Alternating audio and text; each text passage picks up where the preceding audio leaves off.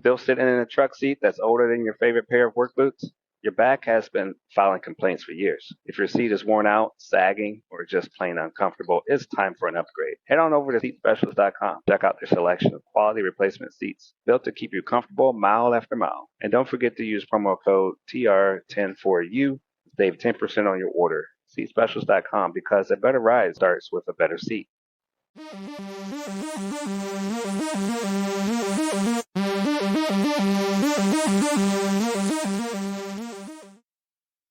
Welcome back to That's Delivered. I'm your host, Trucking Ray, and today we have a returning guest. I'm excited to have this conversation. If you've been following the show for a while, you may have remembered the last time we sat down with Scott Wilkie, a business agent for Teamsters Local 638. Last time we talked about the transition from education to union advocacy, what Local 638 is all about, and some of the projects and initiatives that they've had the initiatives to work with. Since then, a lot has happened in the world, in the trucking world, for unions and workers' rights. So today we're going to dive into what Scott Wilkie has to do with current events, union new projects, working on for, the Teamsters, making it all work. So we appreciate his work, also with the DRIVE program, which plays a key role in advocating for workers' rights and reshaping policies and the impact that drivers and union members have. Also, of course, we're going to dig into deeper some of the topics that we touched last time and how the industry is evolving and how the union is adapting and what's next in the future for labor as far as for trucking. So let's get right into it. Scott, welcome to the show.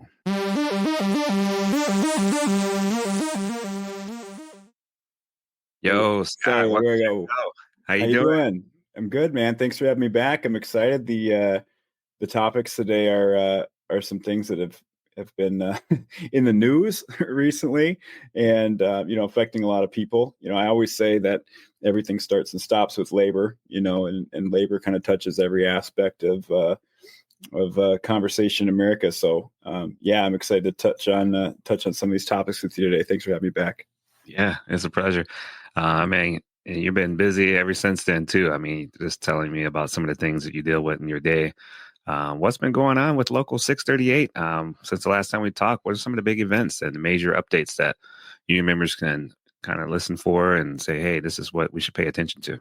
Sure. So I know we'll touch on it in a little bit, but a lot of the political stuff right now we're, having to be more involved in because the policies at the federal and state level are, affecting workers and affecting unions. So we've been involved a lot in that. For better or worse, I think because of the state of the economy right now and the cost of living, and maybe some people at their work not feeling like they're getting treated the best, or the wages that they have aren't reflective of the work that they're doing, are reaching out to us because they want to be represented by the Teamsters at their workplace. So we just had another vote recently of a work group that reached out to us called Pack Edge, local business. Some of you might have heard of here in the Twin Cities. 100% vote to become union and be recognized by Local 638. So that's exciting. I think since we spoke last, we've had, if you've heard of like St. Ben's and St. John's College, or University, excuse me, up just north of St. Cloud, the bus drivers, since we represent drivers, and bus drivers as well, the bus drivers at the college have voted to become Teamsters Local 638 members. So that's exciting. And some small businesses in North Dakota as well. So I think right now, maybe a silver lining, I suppose, to, what the pressure folks are feeling to try to get an advantage in the workforce is, unions can provide that. So we've had a lot of interest in folks reaching out to us, and, we're always, reaching out to different areas of labor just to see if they're interested. We've even had daycare centers reach out to us, which is, something that would fall under our jurisdiction. So for Local 638, so that's kind of cool. Something different that, we can be supportive of, and you learn more about these people's jobs too, and the stresses that they have, and, some of the unique contract language that they would want in their workplace. So, it's been exciting to see, because of the tough times that folks are in right now, I don't know, maybe excitement or energy around union labor as, sort of a reaction to those struggles. Yeah, absolutely. I mean, I think about all of the changes that are happening. People wonder, can I get more security? Can I get more something to depend on versus feeling like, man, I got to do all this myself. So joining up as a group, I think it will be an advantage. I mean, that's huge. Is there anything else that behind the scenes that people shouldn't, maybe they just don't know about? Maybe there's something people didn't realize that goes on for unions and what you've been doing recently. Yeah, we're always trying to build relationships, whether it's in politics, with businesses. Sometimes people who don't, understand the inner workings of unions and how we operate don't understand that we're not out to put stress on an employer. Sometimes it's when you see a strike line, those get the sexy headlines and people feel like that's what's, taking place, but it's really not what's going on. But one of the things that, our local represents, we're a general local, so we represent a lot of different industries, but films like TV shows, movies, a lot of people saw that, Love is Blind came and filmed here. And that was cool because, hey, it puts Minnesota on the map, right? But as Teamsters, we look at that as that's bringing jobs. And in Hollywood, Teamsters make up a huge part of Hollywood union labor. And so does, SAG-AFTRA, and a lot of people are aware of that union. But the Teamsters are the folks that are operating those crews on set and kind of making the operation itself run. There's a lot that goes on behind the scenes. And so we looked at that as an exciting opportunity that, maybe more film work is coming back to Minnesota, because that's essentially an injection of funds into an economy, right? You think about how much money had to be spent locally here to make that show run. I mean, every single morning you need to feed the people on set. They need coffee, they need places to stay, they have to gas up their vehicles. They have, all of our businesses are getting a bit of a jolt, right? And back in the, in the 90s, I was a 90s kid here and remember the Mighty Ducks days and Jingle All the Way and all those movies and Grumpy Old Men, those movies that were all filmed here in Minnesota. Fargo, was filmed in Minnesota.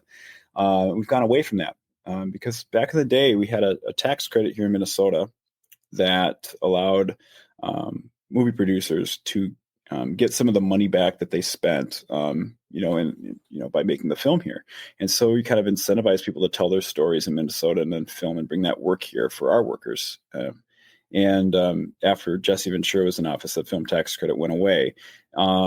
We've since got back a bit of that, in the last legislative cycle, we got a bill passed to incentivize Hollywood to come back to Minnesota, but it really isn't enough because other states have better tax credits than we do still.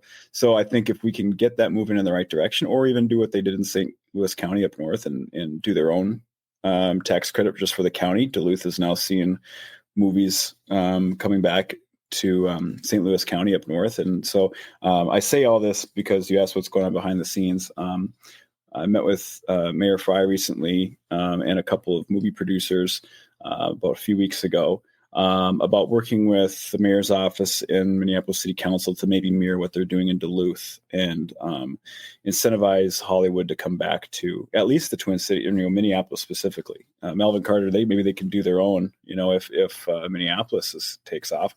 But seeing what's out there as far as, showcasing what's going on, around the Twin Cities, showcasing our landscape and our people and our businesses, and bringing some of that work here to inject surplus into our businesses, fill up our hotels, fill up our restaurants, and utilize our resources and give these business owners, more of a profit for these work. For this work that's, available and just looking for a place to film. So that one was kind of exciting just because it's so different than what we normally do is, as drivers, which is a lot of our local.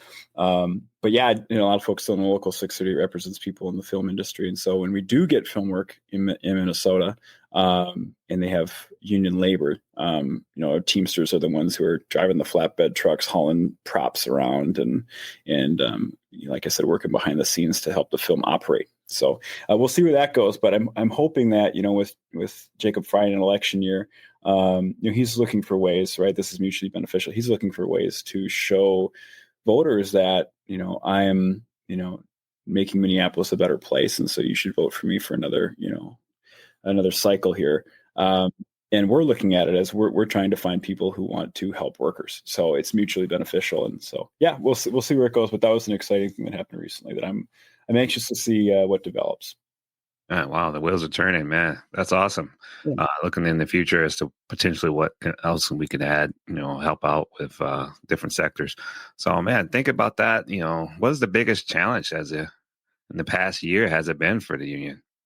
Yeah, I think the same thing that it's been for most people is just, battling some, economic downturn right now. I mean, as we're talking right now, the tariffs have, gone into effect, and that's pretty much, if you open up a new browser, right, tab, that's the first thing that's going to pop up on your news headlines is what's going on with the stock market. And, because like for us UPS guys, this UPS stock is down, right? So then what happens? UPS has to cut costs. Well, the biggest cost that they have at their company is their people. And so, they've automated, their HR department, they've automated their payroll department. And they've even automated a lot of their new buildings, and the work that used to be, people touching packages is now being done on belts and tray systems, and the scanning that used to be done is different. But now what we've seen in the last few weeks is, for me as a labor, the representative of the workers, if somebody gets fired for something, and maybe they didn't cross the line, things that we used to be able to get people back to work with a phone call and say, hey, you know what? Yeah, they made a mistake, but they don't deserve to lose their job. We should get them back to work. The company's been more motivated to put them back to work because, they need staffing or they're, the volume's coming in and they need the resources. But right now, with the volume trending downward because people are spending more money on groceries than they are on, goods online, we haven't seen the packages at UPS flowing like they used to. And the stock price, dropping again to the pre-COVID numbers.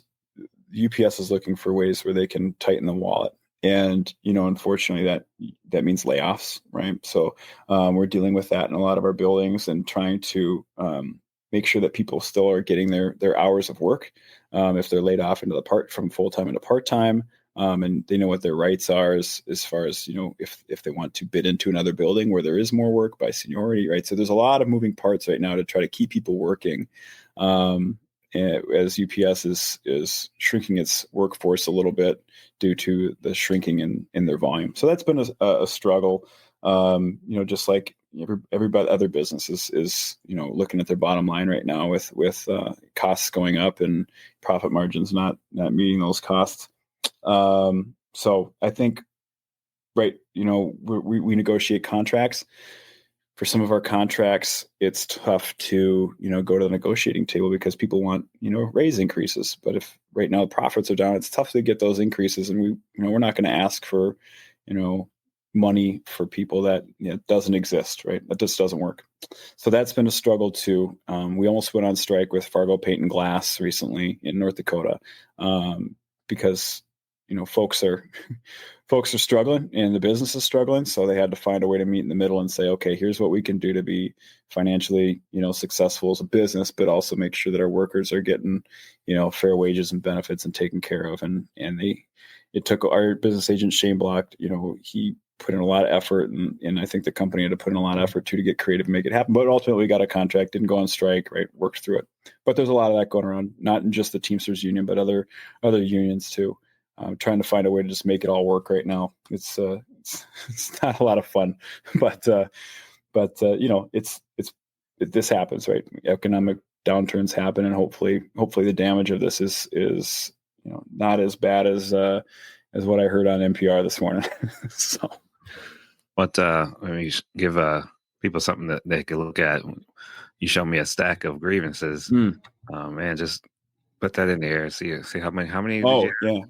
Well, this is, I'll try to make sure I don't show anybody's names on these things here, but this is the last month worth. So I'm one of the agents on staff here. So I represent about 1,000 of our workers. And that's not even including the excessive overtime grievances out of UPS, which if you're a UPSer listening, you might know what that is. So right now, just for one issue, which is excessive overtime at UPS, in one of my buildings, the Maple Grove building, I'm on track for about 2,200 to 2,400 9.5 grievances this year for excessive overtime. But for all the other issues, like, I didn't get paid properly or on time, or I'm being harassed. That was a phone call I took right before we hopped on, was a driver who felt like they were being harassed this morning by a manager, or somebody got fired for stealing something. These things happen, and so we're the response to that. Sort of like for people who don't know what a business agent does, we're sort of like you go to court, you've got a prosecution, you've got a defendant, and I'm the lawyer for the defendant. We're trying to make sure that if something happened to you, that we get the right result. And there's a lot of issues, right now. So it's a lot. It's a lot. I probably take about 80 grievances a week. And so when I get a phone call from a member like yourself, it says, "Hey, what's going on with my grievance?" Sometimes it's like, "Which one, Ray?" Because you got a few issues we're trying to fix,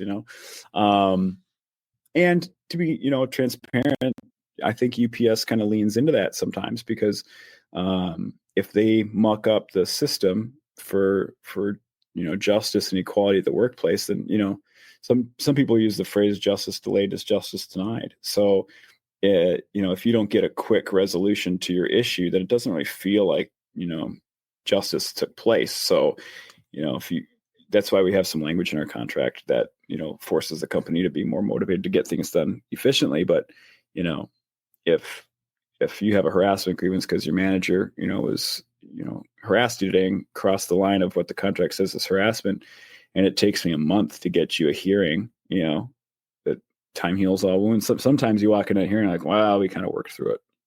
It doesn't sting as much. And that's not, we don't want that. We want to be able to get results for people as soon as possible. So it's hard when we've got a lot of issues happening all at once, and we're trying to get resolution on things as soon as we can. And thankfully, I'm very fortunate to represent folks who they get it.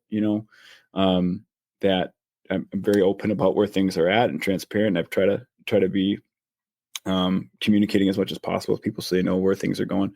But yeah, it's a lot, man. We're trying to keep up with what the company's been doing or not doing sometimes at the workplace. So yeah, well, but like I said, I just remind myself, whether it's the economy or what's happening with discipline right now, it's ebbs and flows. So right now it's a little tough, but we'll get back to even keel, hopefully sooner than later.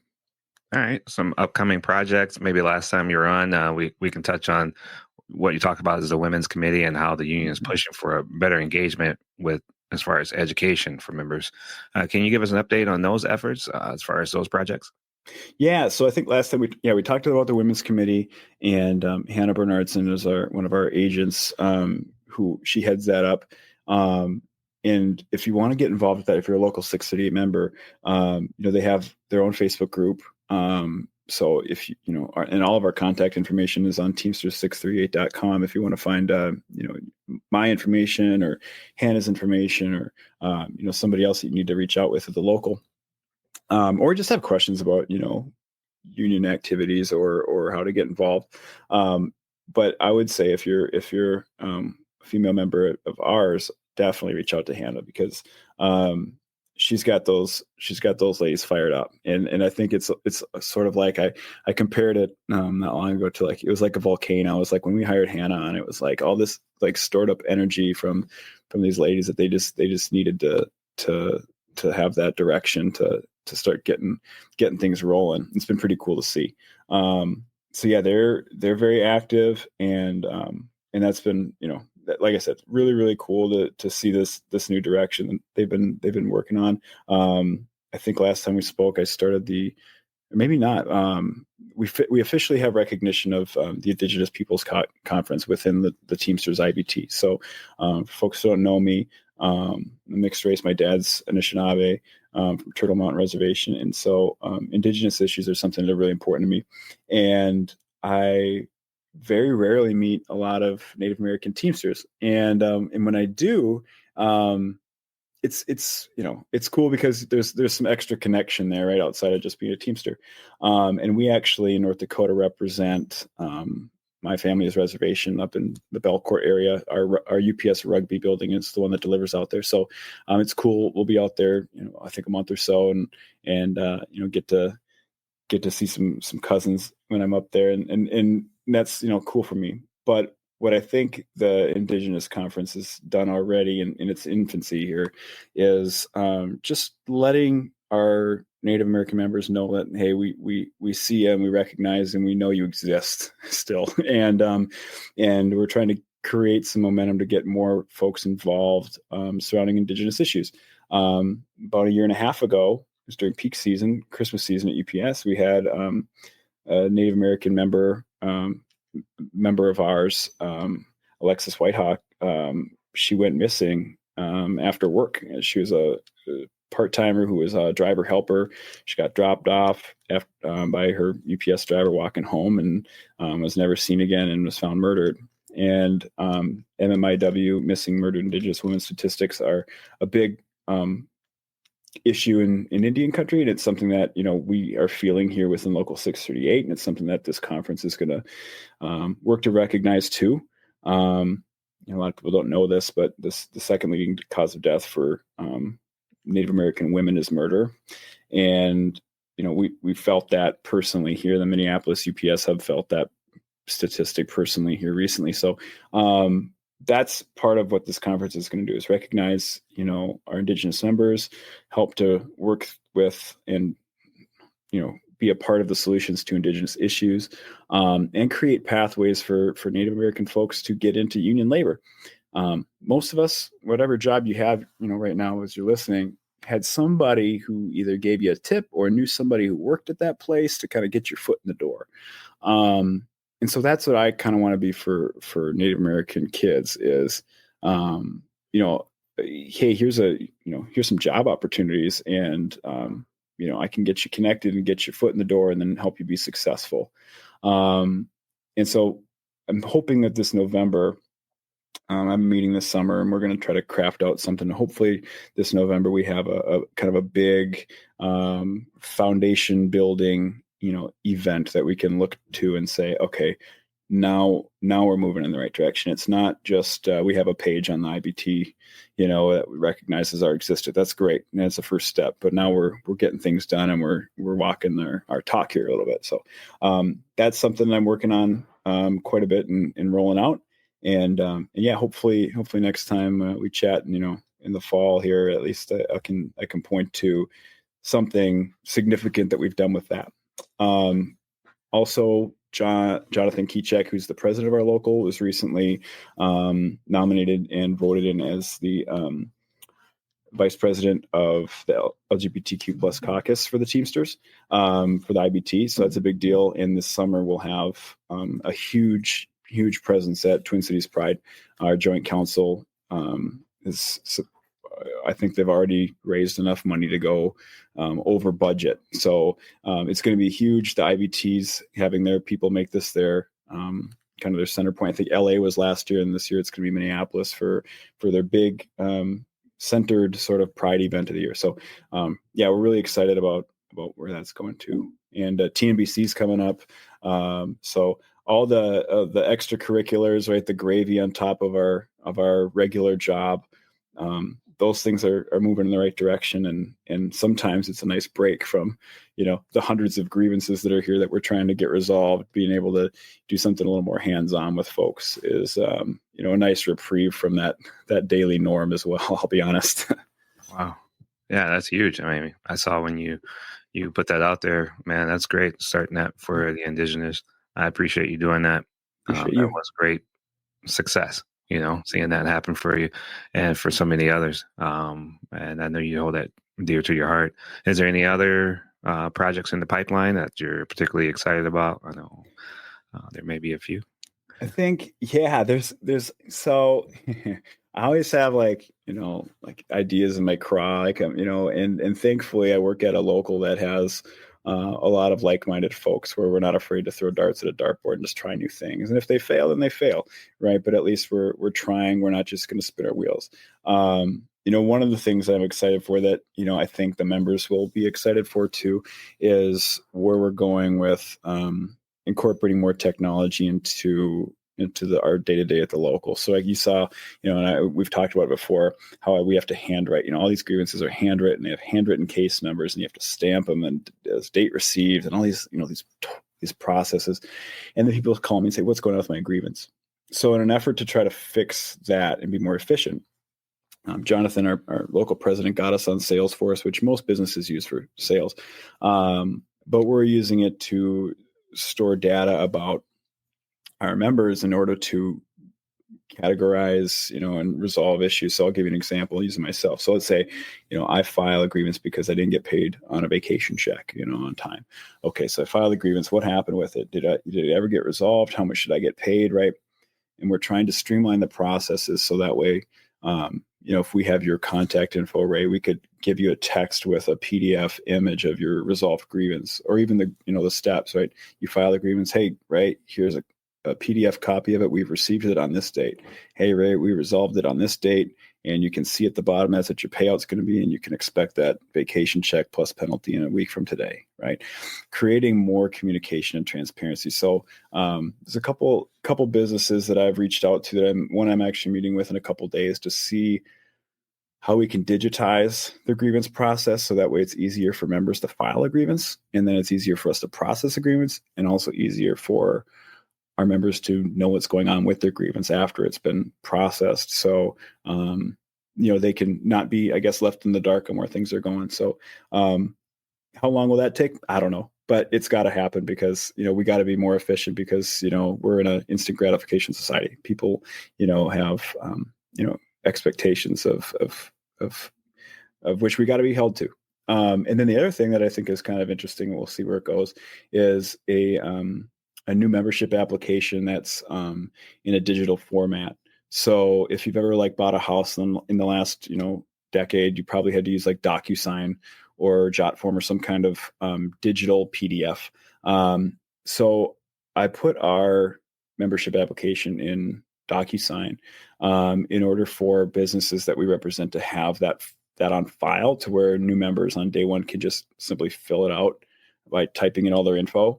And then it immediately sends the email to our admins, versus the 3-part carbon paper. Is that a 2 or an S, or what do they put there? Right. Deciphering things, snail mailing it to the office and process. Right. So we can get people, in and approved faster, especially if they're coming from, if they're a 120 member, now they're a 638 member, we have to work with those locals to get them transferred, streamlining that process. And then, nothing gets lost when it's just, automatically sent through email.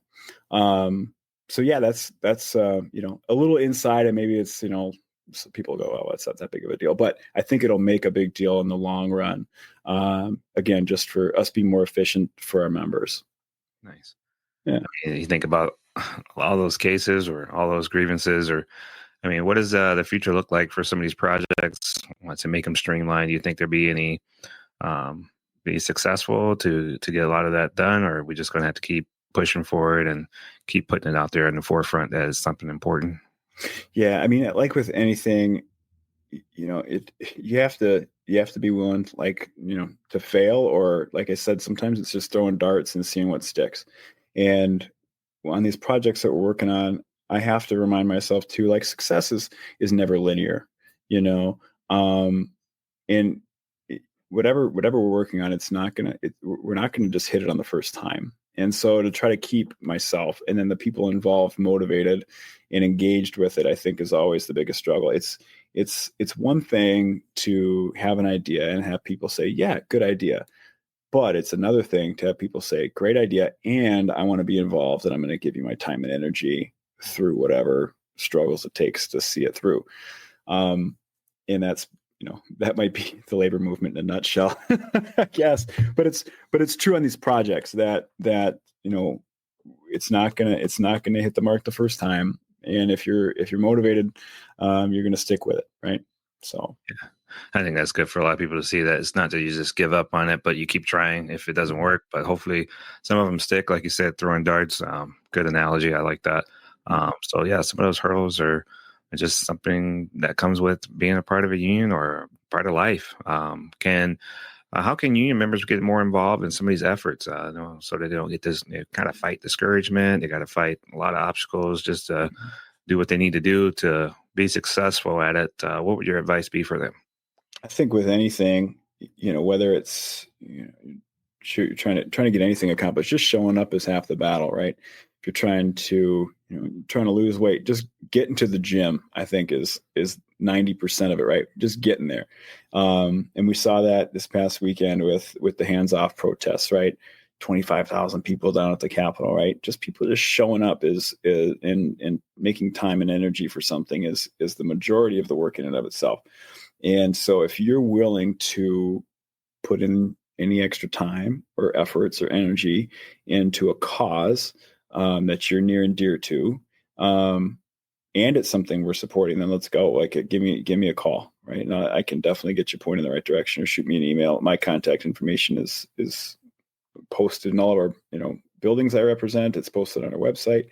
Or if there's something that you want to engage with that we're not doing, let us know. But I mean, even recently at our last union meeting, we had a couple people stand up and say, hey, we should be doing this, or hey, I want to support this, or let's move in this direction, and put it to a vote and make it happen.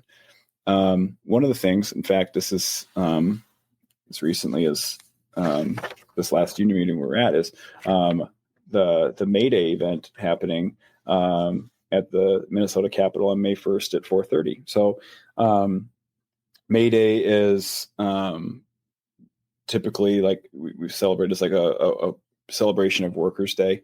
But there's going to be hundreds of cities doing the same thing. I would imagine probably similar turnouts to what we saw over the weekend, where different community groups are going to be recognizing International Workers' Day on big rallies. So May 1st, here's an opportunity, right? If you're listening and you want to be involved and be engaged, low level effort, right? Just showing up, and you being in that space is support enough. Supporting workers and workers' rights, because right now, as I can imagine, as it's always been and probably will be for the rest of the time, people want to make sure that workers don't have everything that they ask for in the workplace, whether it's safe working environments or fair wages or respect. Go down the list of reasons. It's always going to be a fight. So if you want to be involved, I would suggest, and you're in the Twin Cities here, I'd suggest going down to the Capitol in the afternoon of May 1st. And like I said, just showing up, that's half the battle. Show up and get involved that way. Yeah. I mean, you want your voice to be heard, or you want your opinions to matter. How important is it that they do it the right way? I mean, there's quite a bit of, in the air of hitting the news, more so of how to do it the wrong way. That could actually take attention away from the topic. Actually can make it worse. What would your advice be for those that maybe say, hey, what's the use? Because look what happens. Yeah, I mean, that's a complicated question, man. Because different issues have different levels of temperament for folks. I tell you what, I always try to find silver linings in everything, and the energy, at least, for how people have been handling themselves, depending on, what your issue is. It's nice to see people pissed off again. I think it's so easy, and maybe we've gotten fat and happy as Americans because we haven't had to fight like this for so long. It's nice to see people pissed off and fighting back.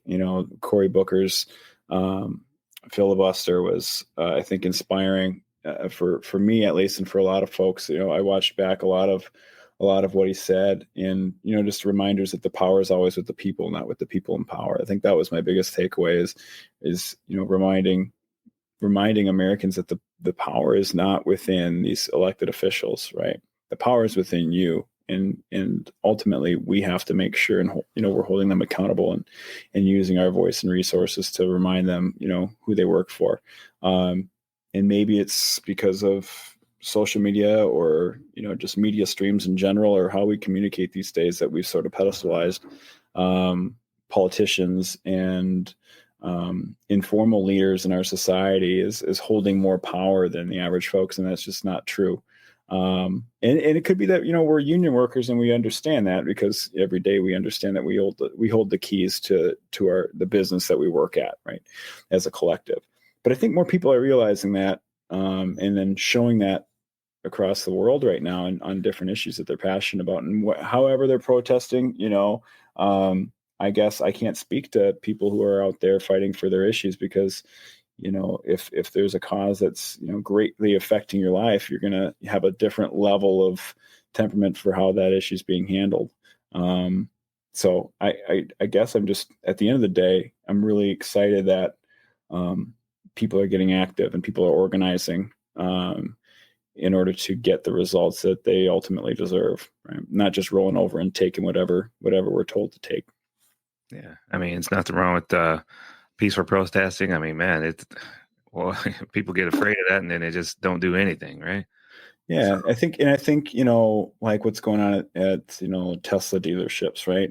I don't think anybody's gotten hurt so far. I'm not going to condone, I guess, people committing crimes, but I think, people are afraid even to, gosh, you watch some of these people at town halls, if they speak out of line or they're too loud or boisterous, they get hauled off in cuffs, right? Yeah. And I think a lot of people are afraid of that because, having an arrest on your record could negatively affect your ability to get a job later. And so people are worried about, the side effects of engaging.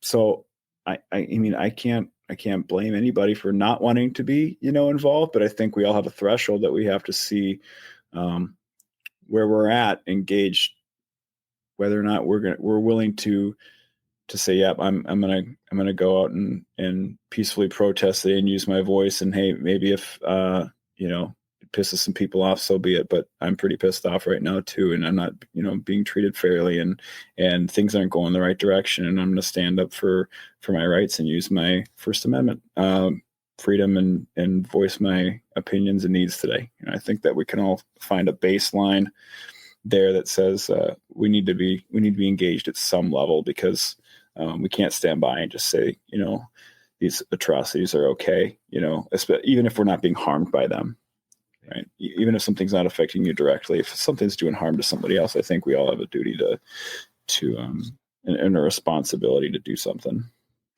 I mean, think about union advocacy. You got policies, politics, or whatever, that like Drive. We're going to talk about a little bit of that.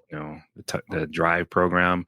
For those who may not know, can you break down Drive and why it's so important for union members or even taxpayers? Yeah. So Drive is an acronym. It's essentially our fund, and it stands for Democrat, Republican, Independent Voter Education, and that can encompass a lot of things. But essentially, what that means is the Teamsters are not tied to any political party whatsoever. Traditionally we've support more Democrats than Republicans, but that's shifting a little bit for a lot of reasons. Biggest being that I think some Republicans are finding out that they have a lot of like blue collar voters in their area that they represent that aren't voting for them because they're not taking care of the single most important issue in their life, which is their job. Everything starts and stops with your job, right? If you don't have one, then you don't have, financial security and stability, and it affects your health and everything else. And so if I live in, and I'm just going to use, we were talking about St. Louis County earlier, Duluth, which is a very polarizing, interesting area of politics. But a lot of folks up there are finding out that they've got voters in their area that would vote for them, Republicans, that aren't voting for them and voting for Democrats because the Democrats are supporting workers, right? So now I've got, and I interview these politicians that are at our meetings, and we screen them because they'll come to us and say, hey, I'd like to be able to put your Teamsters logo on my flyers that I send out as an endorsement from the Teamsters. So we screen them, we ask them, dozens and dozens of questions, how they feel about certain things and certain topics, and how would they react if they were presented with a bill on this issue. And then once they become elected, we hold them accountable to those answers, right? But a lot of those folks that we screen already know like who we are and what our needs are. But sometimes we've got politicians that'll screen with us, and they find out pretty quick that we can agree on a lot of issues. Right? I can agree with Republicans on different topics, but on the topic of labor, there's no swaying for me. You're either all in or you're all out. And I think that's what's happening with a lot of constituents is maybe they agree with Pete Stauber up north on gun rights, and they agree on, things surrounding, the sexy things that make headlines like abortion and legal marijuana and all these different topics, right? But when it comes to the topic of labor, it's like, can we trust you? And because everything starts and stops with that. And if they can't trust him, then they're not going to give him their vote, right? So we've got a lot of politicians that are starting to come to the table from the Republican side that haven't before in the past, and some new, younger Republican candidates that are more towards the middle and more pro-union, which I think is really interesting and exciting. But at the end of the day, the drive program within the Teamsters essentially makes sure that anybody who has a Teamsters logo on their flyer or has been endorsed by the Teamsters, has been vetted by folks like myself and other trustees on the board, so that you can trust that when you put, fill in the circle next to their name, that they're going to be fighting for workers' rights on legislation that comes across their desk. Other issues, sometimes there's a spillover effect into labor. Like when we talk about green policies, right? If we're going to raise taxes on like glass bottles and plastic bottle use, okay, in order to, curb people from using those things, and hopefully that helps out the environment in some way, or recycling plastic bottles and glass bottles. Okay, that's great, but how does that affect our folks who deliver, cases of water, or cases of soda or beer industry, right? How does that affect labor? So sometimes those issues aren't, in their own little sections. And so we have to have those conversations too. But at the end of the day, when you go into the ballot box, if you see somebody on, our list of candidates who's been approved by the drive board, you can know that person is going to support union labor. And that's the crux of the Teamsters, right? So. Yeah, it's important to understand that, like I said, it starts and stops with a job. That's one way to look at how the economy keeps going. I mean, so yeah, the role that Drive plays in organizing these rallies and news conferences, and also just building support for the issues that affect the working people. I mean, I think that's huge. How does Drive, how did it get initiated? Do you, maybe a little history on that one? Sure. So essentially, it started years and years ago, and being on the drive board, I guess I should know more of the history behind it. I kind of fell into this role because we had a retirement, and I've been somebody who's been passionate about politics my entire life. And so they said, "Hey, I think you should, get involved in this." I said, "Okay." And I tell you what, it was one of the better things when Tom Bucher asked me to start getting involved with the drive work. It's one of the better things that happened in my career, because it showed me that we as union workers, we have a seat at the table with these politicians, and they work for us. And I think being able to build relationships with these folks in ways that it's not just, the Teamsters, their drive pact gave us, $500 to buy yard signs, so now I have to make sure I take care of the Teamsters when it comes to their issues. It's not really like that. It's having Lieutenant Governor Flanagan come speak at our steward seminar and talking about how her grandfather was trying to organize his workplace, and the company had some thugs take him out at the knees and basically had him put him in a wheelchair because he was trying to fight for his rights and his coworkers' rights. Learning about these elected officials and what their stance and how they truly feel about our cause, and being able to support the people who are going to support us. I think that's what gets me motivated to be more involved in this, because politics affects, every aspect of our lives these days. But if we don't have the right people in office, a lot of these things that maybe we take for granted right now, they won't be here. And I always tell folks too, like when it comes to drive, I give weekly out of my paycheck, as do a lot of folks, right? And essentially that money is it's not a ton of money, but it's enough money to where we can say, hey, we're going to support some people and just, help them in their fight. Right. I say a bigger strength for us politically is that we have, 77,000 active and retired members in Joint Council 32 that vote. And those votes are what's going to get people, keep their jobs, right? And so they have a duty to support, thousands and thousands and thousands of Teamsters, let alone even more union workers. But politics and the drive work that we're doing here, right? If you're a local 638 member or you're in the Midwest, what's your money, your $5 a week, donation going towards? It's going towards local politics first, right? I'm never going to get to sit down. I mean, we as an organization do at the top, but I'm never going to get to sit down with, the presidential candidate. Right? I'm going to sit down with the people running for your city council. I'm going to get to sit down with people running for Hennepin County Commissioner, mayor, governor races, local, state and Senate races, House of Representative races, people that are doing things that are affecting you on a daily basis. The things that are happening at the federal level, right? Important, they're going to affect you.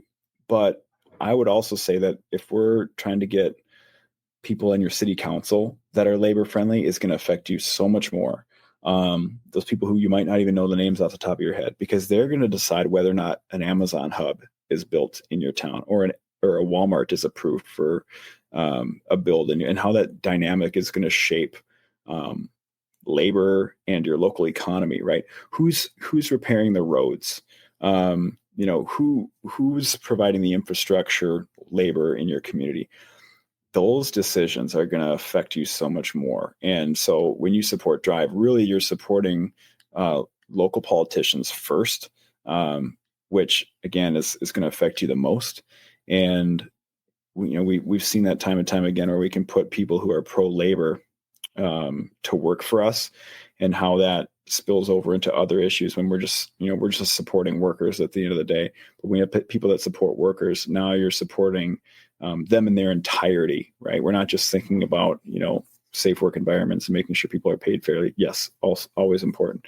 But we're thinking about the impacts that decisions that we're making on the city council are going to have on our workers potentially, right? And how it's going to have on local businesses that employ our workers, right? And it all affects one another. So that's why I'm passionate about Drive, and that's why I think it's important for our members to be involved in it, is because even if you think, Donald Trump's great or Donald Trump's awful, and the Teamsters didn't endorse Donald Trump and we didn't endorse Kamala Harris, so I don't think Drive is great anymore. That's a conversation that I know I've had a lot with people, and I can understand the frustrations. But really, the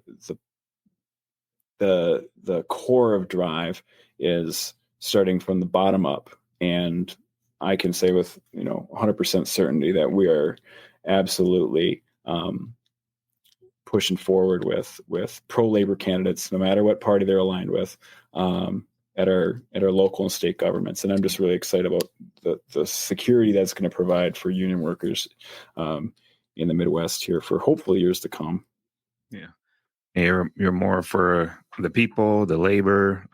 When people think about the local hall, I mean, if it's in the name, the local 638, right? So, I mean, the fact that you're able to put those differences aside, a lot of people have a hard time with that, saying, I've been always this way. That's always all I ever known, or this is all my family ever done. And then, you see somebody with different values coming through, and they're just like, I don't know what to do now, Mm-hmm. But like you said, if you just keep it local and keep it with the union, the workers, that's makes it a little more simpler. It seems like. What do you think? Well, it starts for me when I go into, I mean, everybody's different, right? I think when most people go into a voting booth, they've got a few issues that are on their mind, or maybe they start and stop, with a couple things. For me, I vote with labor first, and then everything else has to come second, because everything, like I said, it starts and stops with workers. If we're not taking care of our workers, then nothing, else really matters, because it's all going to be negatively impacted. All those other topics, those hot button issues, right? So, I just think that if people start with the bottom up, that we're probably going to be better served with the people we're putting in office. Nice. What do you think? Do you think is enough? Do you think is enough union members that understand the importance of engagement or the Drive initiative? Do you think we always need more? Right. I think our local, selfishly, I think our local does more than others. Here's a stat I'm really proud of. we have a higher percentage of drive participation than any other local in the Midwest, and it's not even close. We have 16%, over 16% of our members are in drive. And it's not just that we have people in drive, we have people that are, making, I would say, sizable donations to drive every week. Because I think our members get it, especially, we talk about, we're not like Thanksgiving dinner where it's like, don't talk politics, right? It's like, we talk politics a lot, at our meetings, we talk politics a lot, and it's uncomfortable. And it's uncomfortable for me doing the drive work. I'll take my union hat off for a sec. A guy like Jim Abler, right, Republican from Anoka. I invited him to come speak at our steward seminar this last year. Jim and I probably disagree on the vast majority of issues that he would vote on. And it doesn't matter because he loves the Teamsters.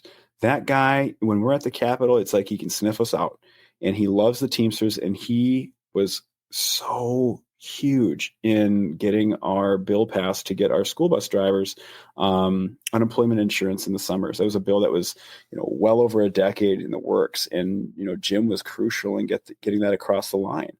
We look at stats all the time. It's like, okay, how many Democrats and how many Republicans and who's got the majority right now at our Minnesota state legislature? The Teamsters have a huge majority, right? Because if I take the D's and the R's away and I just look at who are our endorsed candidates, I think we're like, and I should know this off the top of my head, but it's over 65% of our endorsed candidates are in office, right? So the Teamsters have a majority at the state capitol, and that's what I care about first. And I can disagree with, I love Tim Walz. I was critical of him the other day when they made this. He made an executive order to force all these state workers back to the office, so that was never part of their job recommendations, right? And that hurt AFSCME workers, another union, and so.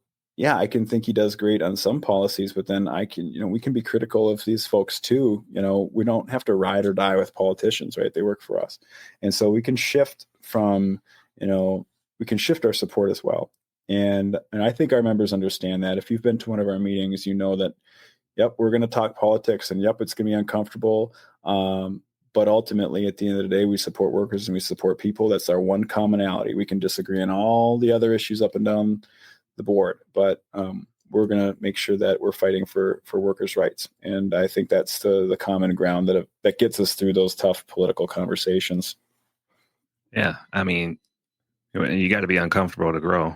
When you're comfortable, that's when you're probably not doing much growth. So, and that's true. And I mean, that's true in everything, right? That's true in everything, which is also why, kind of coming back full circle there on what we're trying to do is, local with these different initiatives. Like, hey, it's not comfortable to try new things because there's a potential for failure or embarrassment, or just the struggle of trying to do new things. But if you're not, right, ultimately, eventually something's, going to fail, right? You can't just continue to do the same thing over and over again because, something's going to fall apart, right? You're going to miss somewhere, or you're going to fall behind, or you're not going to, be able to serve your members' needs. And so we have to be, pushing forward in everything we're doing. Yeah, absolutely. I think that's the huge part is being uncomfortable, like you mentioned earlier. Sometimes we get too comfortable. Maybe we're eating too good.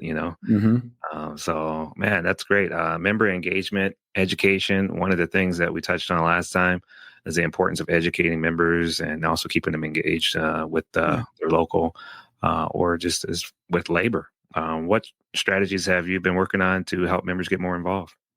So one of the things we talked about this before too, but if people hadn't heard the last episode, so I went to college to be a teacher. Everybody in my family is a teacher. I wanted to do that too. But I ended up making a career out of my summer job, which was a UPS driver. And, so glad that, what I thought was a tough decision, maybe possibly, a decision I'd regret at the time, turned out to be, absolutely incredible. But I still have this passion for education and a passion for kids.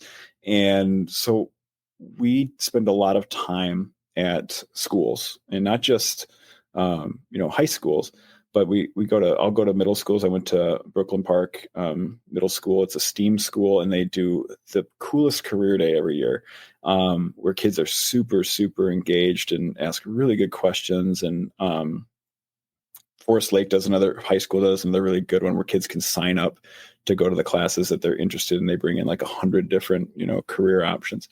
And so we've been, at least during the school year, every school year, which from September 1st all the way through June, we're in at least one school a month. Last month we were in 3. And so this month, let's see, I'm just looking at my calendar across the way here. We've got 2 this month. I finally, a couple weeks ago, I was really excited. We got to go to Fargo, North Dakota. So most of, I guess, up until that point, the schools that we had visited were all in the Twin Cities metro area. But I went up to Cloquet up north a couple months ago for their career day and talked to a bunch of kids about union jobs. That was awesome. Partnered up with Local 346 out of Duluth. And that was really cool. But yeah, I got to go to West Fargo High School recently and talk to some kids who signed up to learn more about the Teamsters. And I think, for me, I grew up in a union household. My parents were union workers. So I knew mom and dad are in a contract cycle, so we could go on strike this, it's like, that's just a dinner table conversation. For a lot of kids, they don't know what a union is. They don't know who the Teamsters are. They don't know that there are better job opportunities. And I think what's been really fun is finding schools that our members have kids at, and then going to those schools and talking to the students where we have some of our members who have kids there already. And so I'll give you a quick example of this and then my little call to action here. So Tom McQuay is one of our UPS stewards. A daughter goes to Andover High School. And we had a couple other drivers whose kids went to that school too. So I went to a career investigation day, and there's all these kids, and I'm talking about UPS jobs. And I didn't realize that some of my members' kids were in the audience. And one of them goes, "Do you know my dad? Do you know my dad?" I'm like, "Yeah, I know your dad. I know your dad." And like, "He really makes that much money?" I go, yeah, he does. Like, so next time he's being cheap, you tell him, Scott said you can fork up the money, right? So that was pretty cool, because I think a lot of these kids are like, like, oh, my dad does, or my mom does this, and my mom works at, this business or whatever. And then they find out, wow, I didn't realize, like, everybody in this room thinks my parents have a really cool job, or a really coveted job, or benefits or whatever, or I didn't know that. And that's been really cool. So getting to go to the schools where we have members that have kids at has been really fun, and branching out to different areas. And I think what's been really inspiring is, at 16, when I'll talk to like a class of juniors, if like it's a junior business class, those kids are oftentimes getting their first jobs.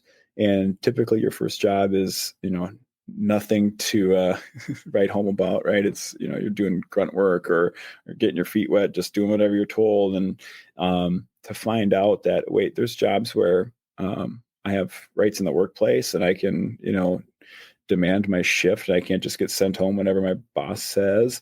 And there's jobs that pay that much, right? Or these different pieces of labor that kids don't even realize exist, and they're just starting on the workforce. So I guess as kids are getting their first jobs, entering the workforce, helping them understand that you don't just have to take what's given to you.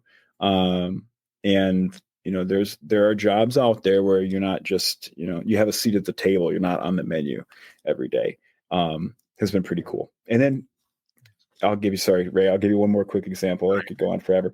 But I had a kid in that class, and one kid was talking about how they're a busser at a restaurant. And they're like, yeah, I show up for work on a Friday and it's a slow night. So my boss says, oh, you can go home. Well, I only worked for an hour, so I didn't really make any money, and I didn't get to go out with my friends and do whatever. So, I just have to, suck it up, and that stinks.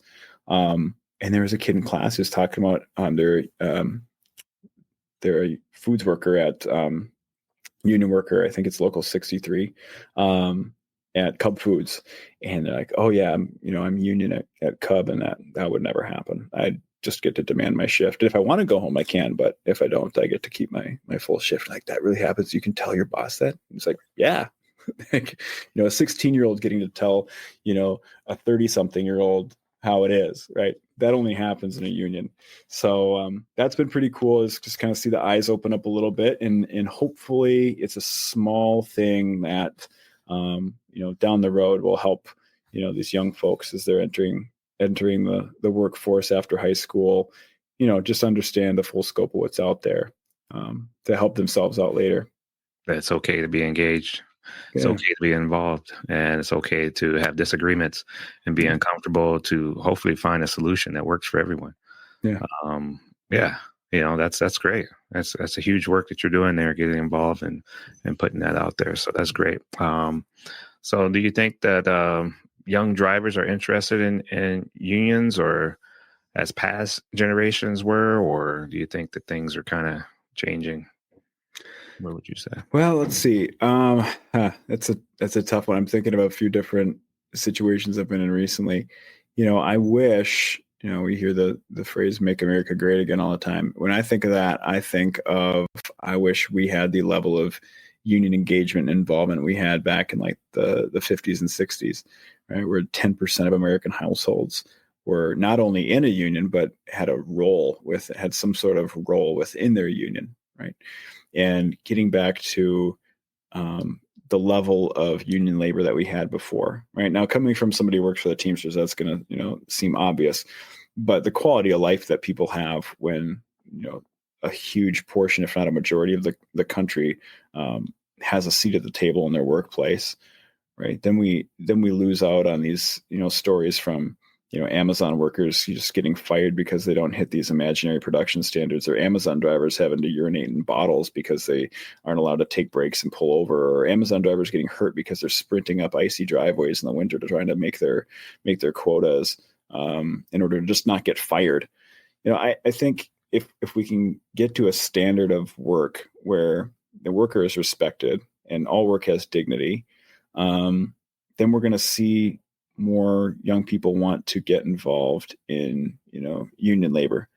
I do see right now, like, just because I do get to spend a decent amount of time talking with, young people about union jobs, I do see the light bulbs going on with kids who are, I would say, curious and maybe even excited about, it's the potential of working a union job, because they're looking for a way to level the race, so to speak. Like, my brain works in metaphors. So, like, right now, if you're a senior in high school, it is scary, because you're entering into, do I want to go to college and take on a ton of debt at a high interest rate that I'm gonna have to pay back one day, and hopefully I get a decent paying job when I come out, and hopefully I can live on my own one day, because it's so damn expensive to just live, let alone will I ever own a house, because interest rates are so, like, they are running this race uphill with hurdles right now, and they're trying to figure out a way where they can give themselves an advantage. And I think good paying union jobs and trades jobs right now are a way to do that, right? Maybe they've had older siblings who've gone to college and took out, $100,000 in student loans, and then had to live with mom and dad for 8 years until they could afford to live on their own in some regard. And they don't even own a home yet.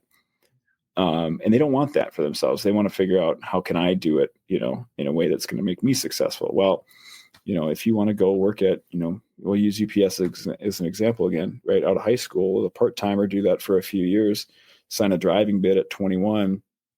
You can be 25 years old, making well over $100,000 a year, retire with a 35-year pension at, 56 years old, and, not have to go into debt to do any of it. Get your CDL for free. And if you want to go take another job later on, or go to work for yourself, guess what? Go do it. Right. There's, I think, a lot of opportunity right now in union labor that young people are seeing as a way to give themselves an advantage, in a way to be successful as an adult in what's a very, very uncertain, stressful trajectory for their adult life. So that's where I think the Teamsters and other unions come into play, is like, hey, here's some stability, here's some financial security that we can offer you as you're trying to figure out how to be successful. Nice. So as far as the trucking industry for the future of labor, and we mentioned Drive and some of the initiatives that they're doing and getting involved in. As far as technology, the regulations, even how companies hire drivers, how do you see these shifts affecting unionized trucking jobs? The conversation I have most often with politicians is automated vehicles. And right now, we're seeing companies like Tesla, Waymo, these other businesses that are these big tech companies that are just having automated vehicles drive all over, whether it's hauling, bobtailing semis across Texas and South Dakota, or bringing people to and from places of work in Teslas in San Francisco, in order to collect data to bring to politicians to say it is safe. Now, are automated vehicles cool? Yeah, it's cool that a vehicle can drive itself and that, it's relatively safe. It's not that safe. We have a lot of data that shows these automated vehicles driving through active crime scenes or not yielding to police officers in emergency vehicles or hitting people. So they're not that safe. But if they can prove them to be safe enough and these big tech companies can line the pockets of these politicians enough to allow them to service different industries, that would be the downfall of our economy. If we lose logistics jobs, I mean, I tell people all the time, if you're not in the trucking world, then you don't know that when you're driving down the highway, all those semi trucks and everybody in freight is making a lot of money. And that's a tough job. And it's a job that is paying for infrastructure in your community because of the tax dollars that those folks bring in. And even if like a company like UPS in just the Maple Grove building automated 10% of their drivers, that's like $3 million in tax revenue per year for just that hub that we would lose out on, right? And so that's the way I frame it to politicians to make it a bipartisan issue, because ultimately they have a budget and they have to make sure that they can afford to pay for the services that are required to help a local state economies move. So when we're at the Capitol and we're talking to these politicians, it's one thing to talk about, folks like us in the industry who would lose their jobs because of automated drivers. But it's another thing too, to bring up, well, and by the way, we would not only be losing these jobs, but the money saved would be going back to big tech companies, not even close to Minnesota, going to billionaires who don't care about the fire department here in your hometown. They don't care about the resources that your school needs or that your roads need, because those tax dollars are no longer in your community. And how do you find, folks with CDLs, like paying jobs in another industry, after you've been, in the trucking industry for, decades, right? So I think when you can frame it to politicians as an economic issue, and by the job loss that would come from automating and having driverless vehicles delivering freight, not only the safety issues, but even if they don't want to look at the safety issues, what that would do to your economy, it would be, detrimental. And frankly, if we don't have people driving vehicles, whether that's, package drivers or freight drivers or anything in between, that losing that to automation, I don't know how we would recover. Because to this point, automated jobs that have been automated, I think for the most part, we've been able to find those folks like paying jobs, but we're growing population with shrinking job opportunities through automation. I mean, we can go on and on, but I don't know anybody who's a paralegal anymore because of ChatGPT, right? Or Uber drivers in San Francisco. And now Nashville, because they just approved it down in Tennessee. Those jobs are going. So then what do those people do? If that's what you've been doing every day, and now your work is disappearing due to automation, are you able to find a like paying job? And are we still creating new jobs and new industries that'll support young people coming up needing labor? So automation is the single largest topic I discuss with politicians, because it's something it's happening right now. And I don't think a lot of people understand it. And I think when people understand it from what it'll do and the economic damage it'll do, but also the regards to safety and the long-term effects. I think once people understand it, they go, oof, not quite the same concept I had prior. And maybe it's not this idea we should be supporting. So that's the future of what we're doing, at least with Local 638's efforts right now, with politics especially, is making sure that we have good working relationships with our politicians and people who care about labor in office. So that way, when things like automated vehicles in Minnesota, should that be, allowed, should businesses be allowed to slash their workforce in order to buy a bunch of Teslas and say,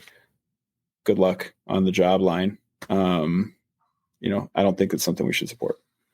Yeah. I mean, it's a difficult conversation to have. People, it was like that in school, right? You had the cool kids and you had the kids that were good at the books. And, it's like, well, it's one way to be cool, but does it make sense logically? Is it actually going to work? I mean, it's, I'm saying the Teslas, they look cool sometimes to people, but yeah, I love Tesla. American muscle. Don't get rid of my Mustang. Oh no, I was joking. I was making fun of it. I love Tesla. It's all computer. I think I'll give it real quick. My dad owned a Tesla, and then after everything that's taken place, he sold it, took a financial hit to do it, and then bought a UAW made vehicle.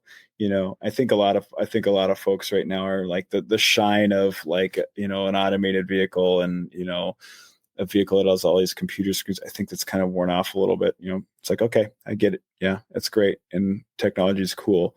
But at the end of the day, we also need to make sure that we're not implementing anything, but, implementing technology that's going to do harm to folks, right? We shouldn't be implementing things that do harm to other areas. And what's the sacrifice that we're making here? To have automated vehicles, great. That's really cool. But are we also willing to say that's something we're going to do in order to not allow my school to be able to pay the electric bill this month because we've lost so many jobs in our community to automation, right?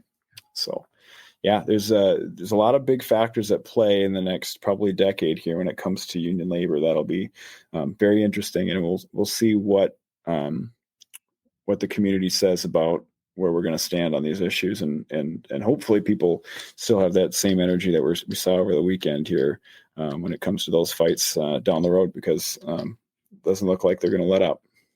Yeah. So think about unions and, as far as the changes for the industry, what are they doing to prepare, or what do you see that's being done to prepare for the future? Anything you could speak on to give an eye opener as to what's going on? Yeah, well, we're always organizing internally and externally, right? So, for me, a big part of what my job is building relationships with not only the places we represent, but like I said, going to schools, talking to the future of labor, talking with our politicians, and just making sure that when our issues have a cause that needs to be fought for, that people understand what that cause is and why they should be supporting it. Nice. All right. So what do you think we should do as far as for the future? One thing that we wish drivers would keep in mind, unions or not, understood what unions actually do. And I really appreciate you taking the time to be on the show and to come back on the show as well. I mean, yeah, the support that the hall also has for. And I appreciate you, Ray, because I got this right on my desk every time anybody walks in. Yeah, baby. It's that top episode award, baby. Yeah, that's right. That's awesome. Appreciate it. Yeah, you got it, man. Yeah. So I think a lot of people just need to know more and continue to have these conversations and continue to keep learning about what we need to do as to advocate for the worker, for labor. I think those are huge. So looking ahead, what is the biggest goal for Local 638 next year or the year to come? Oof. Well, we got quite a few. We sat down recently, and there's a lot taking place right now. So we've got a lot right in front of our face, and there's a lot coming down the line. Where do we want to be in the next, not only year, but where do we want to be in the next 5 years? And the biggest takeaway that everything we talked about that kind of boiled down to is being a more member-led local. I talked about it a little bit ago about how, about 60, 70 years ago, more people were engaged and had roles, like actual roles, titles within their union that they were responsible for. And how can we be more member-led? Because I don't think, and this is, like a thought from, not just me, but others here in our local, top-down leadership doesn't always work. It's simple and it makes sense, right? Because there's a hierarchy, right? And there's a chain of command, right? And how, and it makes sense. It's simple, but I don't think for the success of the labor movement that it's, the best option. And so I think the direction that we're already heading that I hope we can continue to grow out is, having different committees, right? So, and different sort of like groups within, our local that people can be involved in. Like, yeah, I'm a local 638 member, but I'm also involved in this, right? Whether that's the women's committee, or whether that's the LGBTQ plus caucus, or the Indigenous conference, or maybe, hold on. if you can see this here, this jacket was gifted to me. We used to have a Teamsters Local 638 broomball team back in the 90s, right? And That's so, cool. yeah, I got it. And I'm like, oh, I thought it was going to smell like cigarettes or something. It actually smells pretty good. But it was an eBay purchase. But somebody threw it on there. Maybe who knows whose it was. But Local 638 used to have like a broomball team back 30 years ago, and that just made me think of like trying to be more engaged and having things for people to be involved in. So, working towards being a more member-led local and giving people more roles and more of a voice. I think, you attend our union meetings. I think, folks who've attended our union meetings for a long time could definitely agree that we've seen more engagement and more people, literally standing up and saying, I'm passionate about this, or we should be doing this, or why don't we try this, or what are our thoughts on this? And that is, stressful because it's, it can be hard conversations to have, but it's so inspiring to see people active and involved and engaged, right? And taking a role and trying new things and caring, because we have well-attended meetings where people are, voicing their opinions. And that is great because it means our members give a damn and they're engaged and they care. If we had low attended meetings where nobody said anything, and people were apathetic, that would be concerning. So I'm excited to see the momentum that's being created and hopefully where that goes with the level of engagement and the growing numbers of people going to meetings, the growing numbers of people asking questions about whether it's, our bylaws and how do they work, and maybe we should look at this, or hey, we've never done this before. What if we tried that? And that kind of energy is contagious. And I think that kind of energy is what's going to be able to, like I said, push us over the next year and 5 years into a direction that's, more of a member-led local than what most locals have, which is, just traditional top-down leadership, giving people more of a voice and finding ways for people to have outlets where they can engage and be involved. I think that's what I'm most excited about for the next year or two. Well, I champion you on that. Coming on the podcast and taking that risk. Everything comes with that risk, right? And I think a lot of locals can, I think they could do the same also, talk about these conversations. And we touch on quite a few things that are actually very huge topics that affect a lot of people, like layoffs, automation, politics, and also, even like Teslas.